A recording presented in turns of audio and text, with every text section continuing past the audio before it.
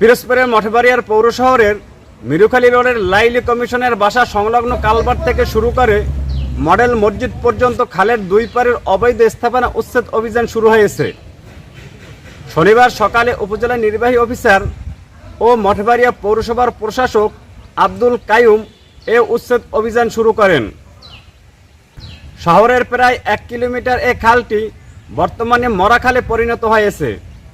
খালের দুই পারে বসবাসকারী বাসিন্দারা স্থাপনা নির্মাণ সহ ময়লা আবর্জনা ফেলে এক সময়ের প্রবাহমান খালটি বর্তমানে মরা খালে পরিণত করেছেন। সরজমিনে দেখা গেছে, শহরের নিউ মার্কেট এলাকার এ খালটির প্রবেশদ্বার মঠবাড়িয়া মিরুখালী সড়কের লাইলি কমিশনের বাসা সংলগ্ন কালভার্টের দুই পাশে স্থানীয়রা ময়লা আবর্জনা ফেলায় খালের প্রবেশদ্বারটি বন্ধ হয়ে গেছে।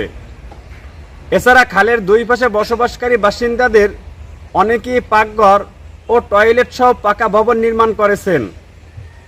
এদিকে উচ্চ আদালতের নির্দেশনা অনুযায়ী পৌরসভা কর্তৃপক্ষ উচ্ছেদ অভিযানে গেলে অবৈধ দখলদারীদের অনেককেই পৌরসভার লোকজনের সাথে তর্কে জড়িয়ে পড়তে দেখা গেছে।